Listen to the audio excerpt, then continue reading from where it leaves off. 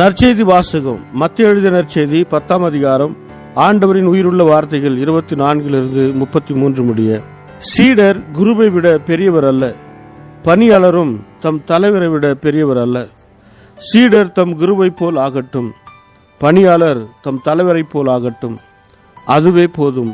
வீட்டு தலைவரையே பெயல் செபுல் என அழைப்பவர்கள் வீட்டாரை பற்றி இன்னும் தரைக்குறைவாக பேச மாட்டார்களா? எனவே அவர்களுக்கு அஞ்ச வேண்டாம். ஏனெனில் வெளிப்படாதவாறு மூடப்பட்டிருப்பது ஒன்றுமில்லை, அறிய முடியாதவாறு மறைந்திருப்பதும் ஒன்றுமில்லை. நான் உங்களுக்கு இருளில் சொல்வதை நீங்கள் ஒளியில் கூறுங்கள், காதோடு காதாய் கேட்பதை வீட்டின் மேல்தளத்திலிருந்து அறிவியுங்கள். ஆன்மாவை கொல்ல இயலாமல் உடலை மட்டும் கொள்பவர்களுக்கு அஞ்ச வேண்டாம். ஆன்மாவையும் உடலையும் நரகத்திற்கு அழிக்க வல்லவருக்கே அஞ்சுங்கள். காசுக்கு 2 சிட்டுக்குருவிகள் விற்பதில்லையா? எனினும் அவற்றுள் ஒன்று கூட உங்கள் தந்தையின் விருப்பமின்றி தரையில் விழாது. உங்கள் தலைமுடியெல்லாம் எண்ணப்பட்டிருக்கின்றது. சிட்டுக்குருவிகள் பலவற்றை விட நீங்கள் மேலானவர்கள். எனவே அஞ்சாதிருங்கள். மக்கள் முன்னிலையில் என்னை ஏற்றுக்கொள்பவரை விண்ணுலகில் இருக்கும் என் தந்தையின் முன்னிலையிலும் நானும் ஏற்றுக்கொள்வேன். மக்கள் முன்னிலையில் என்னை மறுதலிப்பவர் எவரையும் விண்ணுலகில் இருக்கிற என் தந்தையின் முன்னிலையில் நானும் மறுதலிப்பேன். இது வாழ்வு தரும் கிறிஸ்துவின் நற்செய்தி. கிறிஸ்துவே உமக்கு புகழ். ಮತ್ತಾಯ ಅಧ್ಯಾಯ 10 ವಚನ 24 33 ಶಿಷ್ಯನು ಗುರುವಿಗಿಂತ ಉತ್ತಮನಲ್ಲ, ಆಳು ತನ್ನ ದನಿಗಿಂತ ಉತ್ತಮನಲ್ಲ. ಶಿಷ್ಯನು ತನ್ನ ಗುರುವಿನಂತಾದರೆ ಸಾಕು, ಆಳು ತನ್ನ ದನಿಯಂತಾದರೆ ಸಾಕು. ಕುಟುಂಬದ ಹಿರಿಯನನ್ನೇ ಬೇಲ್ಜಬುಲ್ ಎಂದು ಕರೆದರೆ ಆ ಕುಟುಂಬದ ಇತರರನ್ನು ಮತ್ತಷ್ಟು ಕೆಟ್ಟ ಹೆಸರಿನಿಂದ ಕರೆಯುವುದಿಲ್ಲವೇ? ಆದ ಕಾರಣ ಆ ಜನರಿಗೆ ಹೆದರಬೇಡಿ.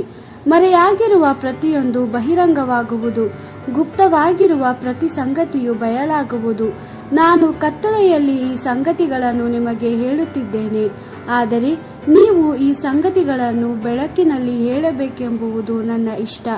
ನಾನು ಈ ವಿಷಯಗಳನ್ನು ನಿಮಗೆ ಮೆಲ್ಲಗೆ ಹೇಳುತ್ತಿದ್ದೇನೆ, ಆದರೆ ನೀವು ಈ ವಿಷಯಗಳನ್ನು ಜನರಿಗೆಲ್ಲ ಗಟ್ಟಿಯಾಗಿ ಹೇಳಿರಿ. ಜನರಿಗೆ ಹೆದರಬೇಡಿ.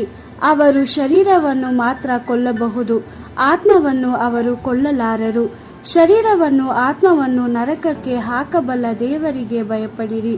ಮಾರುಕಟ್ಟೆಯಲ್ಲಿ 2 ಗುಬ್ಬಚ್ಚಿಗಳನ್ನು 1 ನಾಣ್ಯಕ್ಕೆ ಮಾರುತ್ತಾರೆ, ಆದರೆ ನಿಮ್ಮ ತಂದೆಯು ಅಪ್ಪಣೆ ಕೊಡದ ಹೊರತು ಅವುಗಳಲ್ಲಿ ಒಂದಾದರೂ ಸಾಯುವುದಿಲ್ಲ.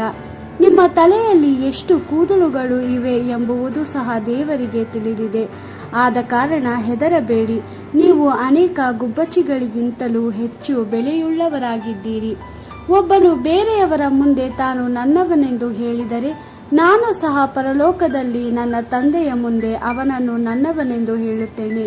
ಆದರೆ ಒಬ್ಬನು ಜನರ ಮುಂದೆ ತಾನು ನನ್ನವನಲ್ಲವೆಂದು ಹೇಳಿದರೆ, ನಾನು ಸಹ ಪರಲೋಕದಲ್ಲಿ ನನ್ನ ತಂದೆಯ ಮುಂದೆ ಅವನನ್ನು ನನ್ನವನಲ್ಲವೆಂದು ಹೇಳುತ್ತೇನೆ.